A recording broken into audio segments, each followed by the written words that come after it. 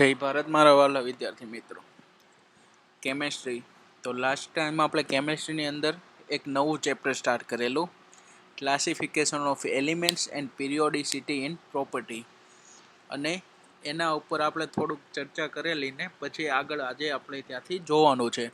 તો આગળ વધીએ તે પહેલાં આપણે ફાસ્ટ રિવિઝન કરી લઈએ, ક્વિક રિવિઝન કરી લઈએ, જે આપણે આગળના લેક્ચરમાં કવર કરેલું હતું. તો આપણું ચેપ્ટરનું નામ છે ક્લાસિફિકેશન ઓફ એલિમેન્ટ્સ. એટલે મેં તમને કીધેલું જ હતું કે અલગ અલગ તત્વોનું, અલગ અલગ પરમાણુઓનું, અલગ અલગ એટમનું વર્ગીકરણ કરવાનું છે. તો કોને આ વર્ગીકરણ અને કઈ રીતના કરવાનું છે કે એની પીરિયોડિક મીન્સ કે એની પ્રોપર્ટી કેવું હોય કે કોઈ પીરિયડમાં રિપીટ થતી હોય એ ટાઈપનું. હવે એના માટે આપણે સૌથી પહેલાં લાસ્ટમાં જોયેલું આ છે આપણું અષ્ટકનો નિયમ હતો એક, પછી બીજું ત્રિપુટીનો નિયમ હતો જે આપણે લાસ્ટ ટાઈમમાં ભણેલું. પેલું છે લો ઓફ ટ્રાયડ, મીન્સ એને કહેવાય ત્રિપુટીનો નિયમ.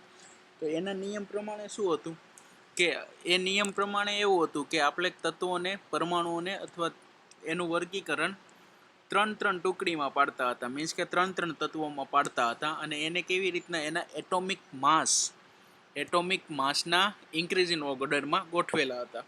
પછી આવ્યો ન્યુલેન્ડનો અષ્ટકનો નિયમ. તો ન્યુલેન્ડે શું કીધું, તો એને સેમ વસ્તુ કીધી પણ ત્રણની જગ્યાએ કેટલા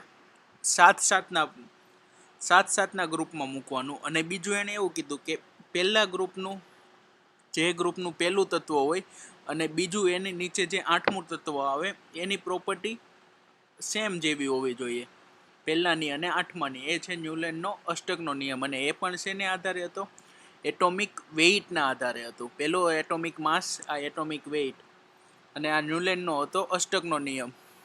પણ ન્યુલેન્ડના અષ્ટકના નિયમની એક મર્યાદા હતી. શું હતું કે એ બધા માટે સેટિસ્ફાઈ થઈ શકતો નહોતો. અમુક વસ્તુ એવી આવી કે જેના માટે ન્યુલેન્ડનો અષ્ટકનો નિયમ ન ચાલ્યો. મીન્સ કે કેલ્શિયમ નામના તત્વ સુધી એ સારી રીતના ચાલતું હતું, પણ એના પછીનું એ ચાલતું ન હતું.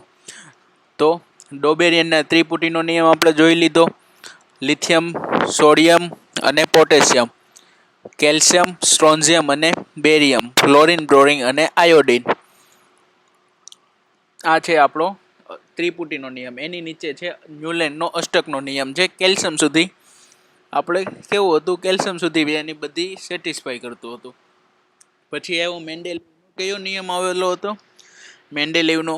તો મેન્ડેલિવે શું આપ્યો, પીરિયોડિક લો આપ્યો કે કોના આધારે છે બધી પ્રોપર્ટી, તો એટોમિક માસને આધારે, એટોમિક વેઇટના આધારે.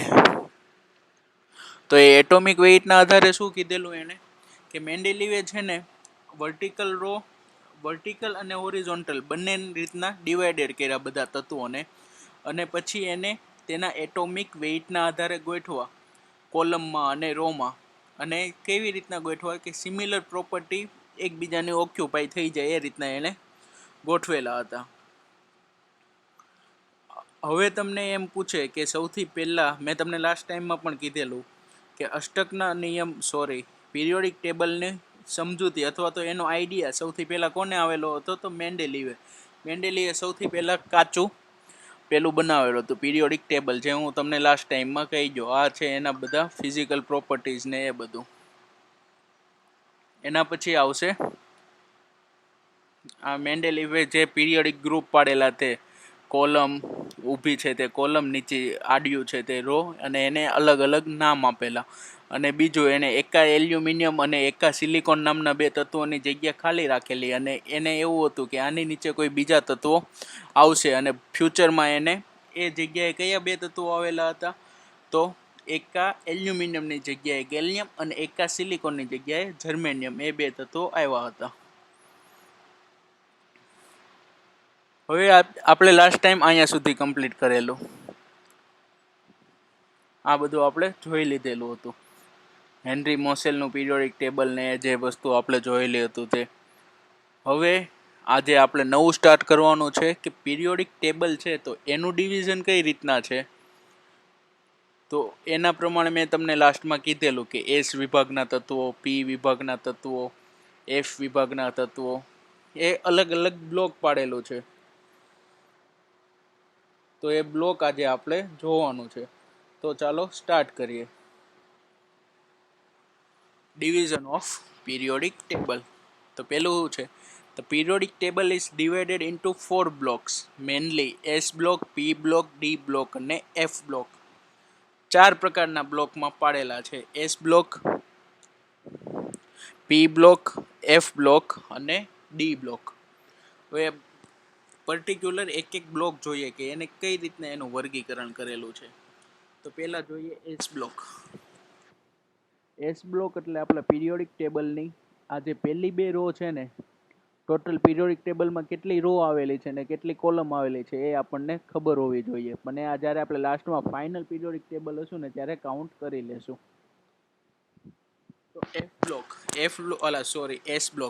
તો એસ બ્લોકને છે ને એમાં બધા આલ્કલી મેટલ્સ અને આલ્કલાઇન અર્થ મેટલ્સ ગ્રુપ 1 અને ગ્રુપ 2, મીન્સ કે આ જે પહેલી બે કોલમ છે તે આપણી એસ બ્લોક છે, પહેલું ગ્રુપ અને બીજું ગ્રુપ. અને આલ્કલી મેટલ્સ છે અને આમાં આલ્કલાઇન મેટલ્સ છે, મીન્સ કે એનો સમૂહ આવેલો છે. મેટલ એટલે ધાતુ તત્વો. એસ બ્લોકમાં બધા ધાતુ તત્વો આવેલા છે અને એમાં પર્ટિક્યુલર પહેલામાં છે આલ્કલી અને બીજામાં છે આલ્કલાઇન. હવે આની અષ્ટક રચના જે આપણે આગળ જોયેલું આના આગળના ચેપ્ટરમાં કે 2n² જેટલા એના ઇલેક્ટ્રોન બાહ્ય કક્ષામાં હોય ને એ રીતના. તો એસ બ્લોકની અંદર એની રચના કઈ રીતના હશે? ns1 અને ns2, મીન્સ કે પહેલી આવર્તમાં બહારની કક્ષામાં 1 ઇલેક્ટ્રોન વાળા હશે, બીજીમાં બહારની કક્ષામાં 2 ઇલેક્ટ્રોન વાળા તત્વો હશે.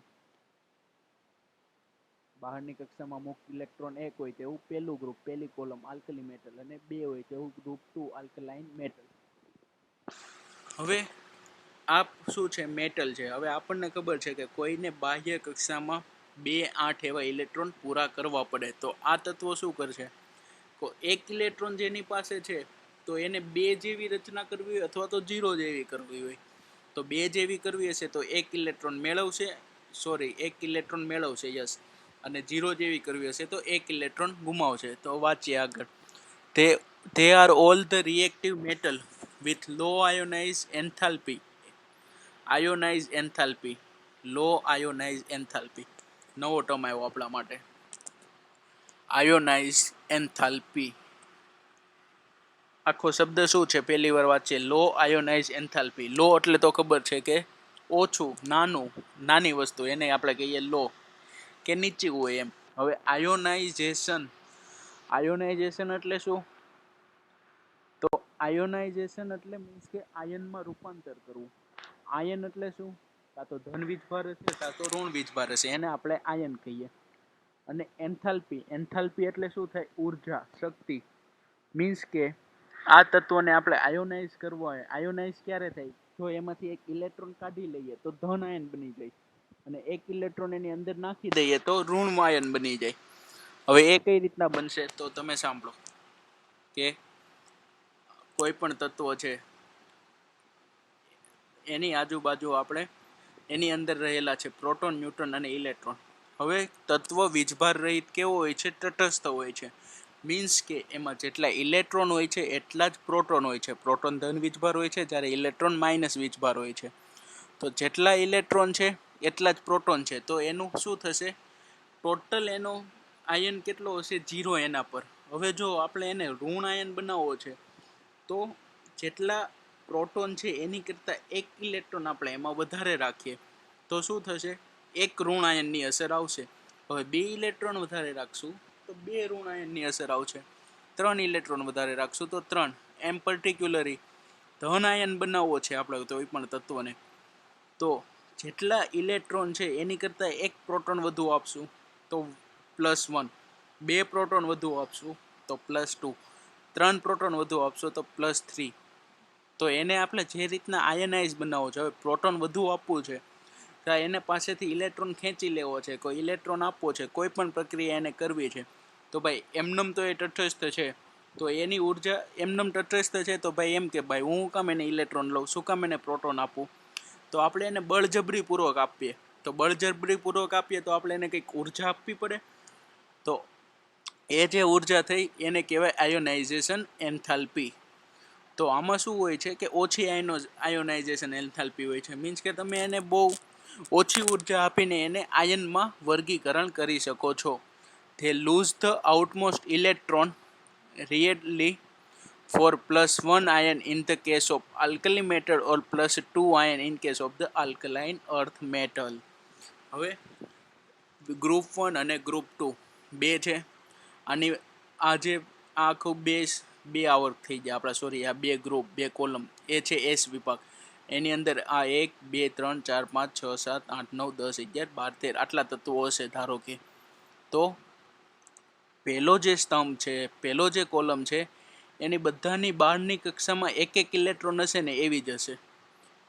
પરમાણુના કદ અલગ અલગ હોઈ શકે, કારણ કે અહીંયા હાઇડ્રોજન હોય તો અહીંયા બીજો કોઈક તત્વ આવે. પરમાણુના કદ અલગ અલગ હોઈ શકે, પણ બધાની બાહ્ય કક્ષામાં એક ઇલેક્ટ્રોન એ બધા આવશે ને અહીંયા બધાની બાહ્ય કક્ષામાં 2 ઇલેક્ટ્રોન.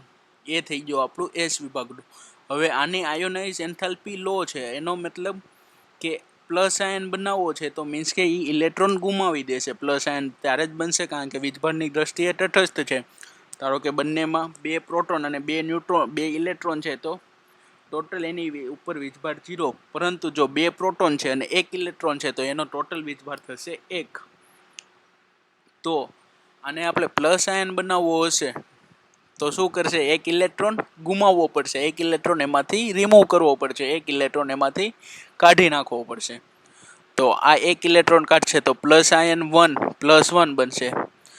તો આની આયોનાઇઝ એન્થાલ્પી શું છે? લો છે. મીન્સ કે આપણે આને 0માંથી +1 વીજભારવાળો બનાવવો હોય પહેલા સ્તંભને તો ઓછી ઉર્જા આપવી પડે. અને પહેલા સ્તંભ કેમ એક જ ઇલેક્ટ્રોન ગુમાવશે? કારણ કે એની બહારની કક્ષામાં જ એક ઇલેક્ટ્રોન છે. કારણ કે એની આપણે જોયું આલ્કલી તત્વ NS1 પ્રકારની એની ઇલેક્ટ્રોન રચના છે ને આની બહારની કક્ષામાં કેટલા 2 ઇલેક્ટ્રોન છે, એટલે તે 1 ઇલેક્ટ્રોન પણ ગુમાવી શકે અને 2 ગુમાવી શકે. પણ પહેલી વાળા તો એક જ ગુમાવી શકે કારણ કે એની પાસે બીજો ઇલેક્ટ્રોન જ નથી બહારની કક્ષામાં, તો એ ક્યાંથી રિમૂવ કરવાના છે.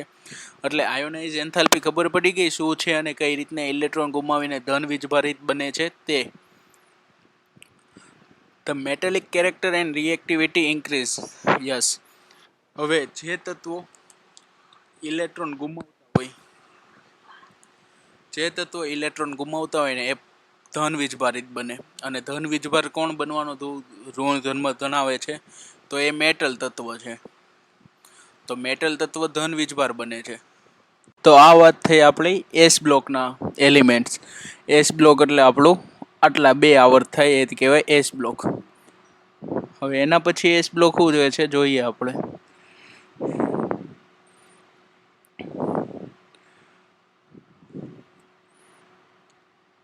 The metallic character and the reactivity increase as we go down the group because the high reactivity they are never found in the pure nature. હવે આમાં એવું વસ્તુ કહે છે આપણને કે જેમ આપણે ગ્રુપમાં ઉપરથી નીચે તરફ જઈશું, મીન્સ કે જેમ આપણે આ તત્વથી આ તત્વ તરફ જઈશું તેમ એની એક્ટિવિટી એટલે રિએક્ટિવિટી મીન્સ કે સક્રિયતાનો ક્રમ કેવો થશે? વધતો જશે. હવે સક્રિયતા એક્ટિવિટી એટલે શું? એને શું કહેવાય કે સક્રિયતા એટલે એવી વસ્તુ કે કોઈ પણ કામ અથવા તો કોઈ પણ વસ્તુ અથવા તો કોઈ પણ એની એન્થાલ્પી મીન્સ કે ઉર્જા, ઇલેક્ટ્રોન ગુમાવવો છે, મેળવવો છે, અથવા કોઈ બીજા તત્વ સાથે ઝડપથી પ્રક્રિયા આપી દે એને કહેવાય એક્ટિવિટી વધારે છે.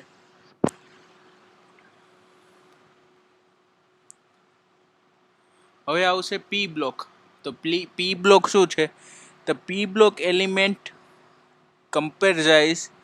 comprise those belongs to the group number 13 to 18 and these together with the S block element are called the representative element or main group element. Means કે 13 થી 18. તો ધારો કે આપણું આવર કોષ્ટક છે 1 2 3 4 5 6 7 8 9 10 11 12 ને 13. મીન્સ કે આપણું આવર કોષ્ટક નથી, અહીં આવ્યું આ ઓરિજિનલ આપણું આવર કોષ્ટક. તો જે આ ગ્રીન કલર છે તે છે એસ બ્લોકના તત્વો અને આ ડાર્ક ગ્રીન છે તે છે આપણા પી બ્લોકના તત્વો. ત્યાંથી ત્યાં સુધી છે 13 થી લઈને લાસ્ટ સુધી 18 સુધી. તો આ થઈ ગયા આપણા પી બ્લોકના તત્વો. હવે એમાં કઈ કઈ વસ્તુ હોય છે? The outermost electron configuration varies from NS2 NP1 to NS2 NP6.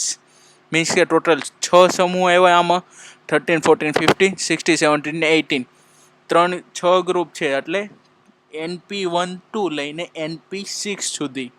હવે NS2 શું છે કે મીન્સ કે જે તત્વો એસ બ્લોકના તત્વો છે, નાના તત્વો છે, એની આવર્ત રચના કેમ હોય છે કે ધારો કે હાઇડ્રોજન છે તો એક એની અંદર એક પ્રોટોન ને એક ઇલેક્ટ્રોન, તો એને બીજા ટોટલ એક જ ઇલેક્ટ્રોન છે. પછી આવશે હિલિયમ તો 2, અને એમ જે છેલ્લી કક્ષાના ઇલેક્ટ્રોન હોય તે એસ એની કક્ષામાં ભરાય. પણ આ પી બ્લોકમાં શું હોય? પીમાં ભરાય. એટલે 1 ટુ લઈને 6 સુધી છે NP6 configuration. At the end of the period, this is the noble gas element with the closed valence shell with NH2 NP6. હવે આપણે જોવાનું છે ટોટલ 12ની કક્ષામાં કાં તો 2 ઇલેક્ટ્રોન હોય કાં તો 8 ઇલેક્ટ્રોન હોય. હવે NH2 આ છે 12ની સેલના ઇલેક્ટ્રોન, એટલે ટોટલ કેટલા છે? એસ બ્લોકમાં 2 અને પી કક્ષામાં 1, એટલે ટોટલ 12ની કક્ષામાં 3 ઇલેક્ટ્રોનથી ચાલુ થઈને છેલ્લે 12ની કક્ષામાં 8 ઇલેક્ટ્રોન સુધી આવે છે પી બ્લોકમાં. તો હવે 8 જેની 12ની કક્ષામાં 8 ઇલેક્ટ્રોન છે એનો અષ્ટકનો નિયમ તો પૂરો થઈ ગયો કે એ નિષ્ક્રિય તત્વ થઈ ગયા. મીન્સ કે એને કોઈ ઇલેક્ટ્રોનની જરૂર પડતી નથી અષ્ટક રચના પૂરું કરવા, અથવા તો કોઈ ઇલેક્ટ્રોન ગુમાવવાની જરૂર પડતી નથી. મીન્સ કે એઝ ઇટ ઇઝ જે છે તેની અષ્ટક રચના પૂરી છે, ઓક્ટેનનો નિયમ એનો પૂરો છે. મીન્સ કે એને કોઈ પણ પ્રકારની પ્રક્રિયામાં ભાગ લેવાની જરૂર પડતી નથી. અને એ જે NH2 અને NP6 હોય ને ત્યારે તેની એનર્જી એકદમ મિનિમમ હોય, એકદમ સ્થાયી તત્વ કહેવાય, એને નોબલ ગેસ તરીકે કહેવાય. જે આર્ગોન, નિયોન, ટ્રિપ્ટોન ને એ બધા ગેસ આવે છે તે. હવે છે all the orbital in the valence shell of the noble gases are completely filled by the electron, and it is the very difficult to the alter the stable arrangement by the additional removal of the electron. મેં તમને કીધું તેમ કે Nobel gas means કે તેની બહારની કક્ષામાં 8 electron છે. મીન્સ કે પી વિભાગનો કયો છેલ્લો 18મો નંબરનો સમૂહ થશે NH2 NP6. તો એમાં શું મેં તમને વાત કરી તેમ જ કે એની અંદર કોઈ ઇલેક્ટ્રોન દાખલ કરવો અથવા તો કોઈ ઇલેક્ટ્રોન ગુમાવડાવો એની પાસેથી એ બહુ કઠિન કામ છે. મીન્સ કે એ જલ્દી રિમૂવ ના કરશે કારણ કે એ સ્ટેબલ છે. The noble gas thus exhibits the very low chemical reactivity. Preceding the noble gas finally are the two chemically important group or non-metal. They are the halogen and the cyclogen. Means કે આ શું છે કે Nobel gas છે ને તે એકદમ લો reactivity છે. મીન્સ કે એ રિએક્શન જ ના આપે. પહેલી વસ્તુ તો એ મીન્સ કે એની રિએક્ટિવિટી કેવી છે? સૌથી લો. હવે તમને MCQમાં પૂછે કે આખા આવર્ત કોષ્ટકમાં સૌથી નિષ્ક્રિય હોય તો કયો સમૂહ? તો પી બ્લોકનો 18મો સમૂહ. 18મો સમૂહ એટલે તે પી બ્લોકમાં જ આવે છે. એન્ડ ધીસ ટુ ગ્રુપ, અને બીજું છે એક એની આગળના તત્વો કે આવર્ત કોષ્ટકના ગ્રુપ નંબર 16 અને ગ્રુપ નંબર 17. ગ્રુપ નંબર 17ને હેલોજન કહેવાય અને ગ્રુપ નંબર 16ને સાયક્લોજન કહેવાય, કેલેજોન સોરી. તો આ બે તત્વો છે ને જે 16 નંબર અને 17 નંબર એની રિએક્ટિવિટી સૌથી વધારે હશે. કયા કારણોથી? કારણ કે જે એની બહારની કક્ષામાં 6 ઇલેક્ટ્રોન અને 7 ઇલેક્ટ્રોન હશે. હવે જેની બહારની કક્ષામાં 7 ઇલેક્ટ્રોન છે એ ઝડપથી એક ઇલેક્ટ્રોન મેળવીને એની અષ્ટક રચના પૂરી કરવાની ટ્રાય કરશે. દાખલા તરીકે ક્લોરીનનો પરમાણુ ક્રમાંક 17 છે, એની બહારની કક્ષામાં 7 ઇલેક્ટ્રોન છે, તો એ એક ઇલેક્ટ્રોન ગમે એની પાસેથી ઝડપી મેળવી લેવાની વૃત્તિ ધરાવીને 8 અષ્ટક રચના પૂરી કરીને સ્થાયી થવાનો પ્રયત્ન કરશે. તે થયો આપણો હેલોજન. એટલે મીન્સ કે એની રિએક્ટિવિટી બહુ વધારે છે અને તે બધા કેવા છે? નોન મેટલ છે. પી બ્લોકમાં ઓલમોસ્ટ બધા નોન મેટલ તત્વો છે. પછી આવશે ડી બ્લોક. તો D block which are the d orbital and completely filled are called the d block element. અને એની ઇલેક્ટ્રોન કન્ફિગરેશન શું થશે? n-1 d 1 to 10 ns 1 to 10. Means કે ડી તત્વો કયા આવશે? આપણા આ છે ઓરેન્જ કલરનો પોર્શન છે તે છે આપણા ડી બ્લોકના તત્વો. હવે ડી બ્લોકની પ્રોપર્ટી શું હોય કે એ તો કેટાલિક પ્રોપર્ટી ધરાવે, મીન્સ કે ક્રિસ્ટલ ટાઈપના હોય. એ કલર્ડ આઇકોન ધરાવે. આયોન મીન્સ કે એમાં કલરના આયોન્સ હોય. ધારો કે મીન્સ કે એની અંદરથી કલરવાળો કોઈ પ્રકાશ આવતો હોય. પછી એના પેરામેગ્નેટિક પ્રોપર્ટીઝ હોય અને એના કમ્પાઉન્ડ છે ને બહુ કોમ્પ્લેક્સ હોય. તમારે ડી તત્વના પરમાણુનું અત્યારે કોઈ ભણવાનું નથી. અત્યારે તમારે એસ અને પી બે તત્વનું ઇન ડીપમાં આવશે નેક્સ્ટ ચેપ્ટરમાં. ને લાસ્ટ છે એફ બ્લોકના તત્વો, જે નીચેની બે પિંક કલરની લાઈન છે તે છે એફ. તો એફ શું છે? Element in which the F orbital is completely field with the F block element, કે જેને એફ ઓર્બિટલ હોય ને કમ્પ્લીટલી ભરાઈ ગયેલી હોય ઇલેક્ટ્રોનને લીધે. અને એફ તત્વો છે ને એ સૌથી વધારે રેડિયો એક્ટિવ તત્વો હોય ને તે એફ બ્લોકમાં આવેલા હોય છે. બસ આમાં તમારે ખાલી એ જ ધ્યાન રાખવાનું છે કે inner transmission metal non. Inner transmission means કે શું છે? હવે તમે ઇનર ટ્રાન્સમિશન એટલે એક પ્રકારનું રેડિયો એક્ટિવની પ્રોપર્ટી થઈ. હવે ઇનર ટ્રાન્સમિશન એટલે શું? કે પરમાણુ એની કક્ષામાં ઇલેક્ટ્રોનની અવર જવર કરી લે. મીન્સ કે બીજી કક્ષામાંથી ત્રીજી કક્ષામાં આવી ગયો, ત્રીજીમાંથી બીજીમાં આવી ગયો. તત્વ પોતાની અંદર જ ઇલેક્ટ્રોનનું ટ્રાન્સમિશન કરી દે, એને કહેવાય ઇનર ટ્રાન્સમિશન. અને ઇનર ટ્રાન્સમિશનને લીધે જ રેડિયો એક્ટિવ વેવ્સ ઉત્પન્ન થાય, જે આપણે એને રેડિયો એક્ટિવ તરંગો કહીએ છીએ તે. એટલે એમ પૂછે કે રેડિયો એક્ટિવ સમૂહ કયો છે? તો એફ બ્લોક. આ થઈ ગયો પી બ્લોક, આ થઈ ગયું એસ બ્લોક. આ થઈ ગયું આપણું આખું આવર્ત કોષ્ટક. પહેલી બે લાઈન એસ બ્લોક, પાછળનું આ છે પી બ્લોક, આ છે 17મો સમૂહ, એને આપણે હેલેઝોન કીધેલો. આ છે ડી વિભાગના તત્વો અને આ છે લાસ્ટમાં એફ વિભાગના રેડિયો એક્ટિવ તત્વો.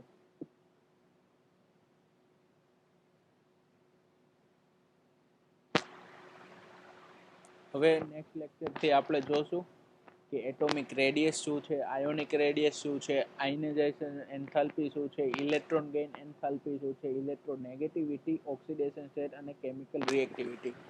આ બધી ડેફિનેશનો અને એનો થોડુંક ડિટેલ્સમાં આપણે નેક્સ્ટ લેક્ચરમાં જોશું. તો આજે આપણે જોયું છે કેટલું કે આગળનું બધું રિવિઝન મારેલું છે, અને એસ, એફ, ડી અને લાસ્ટનું કયું રહી ગયું? પી. એ એટલા આપણે આવર્ત કોષ્ટકમાં આટલી વસ્તુ કે એની અંદર કેવા પ્રકારના તત્વો છે, એની પ્રોપર્ટીઝ માઇનોર શું છે, એટલો આપણે ખાલી આજે બેઝિક કોન્સેપ્ટ લીધેલો છે. તો આજે અહીંયા સુધી રાખીએ. ફરીથી આપણે જોશું નેક્સ્ટ લેક્ચરમાં. ત્યાં સુધી જય ભારત.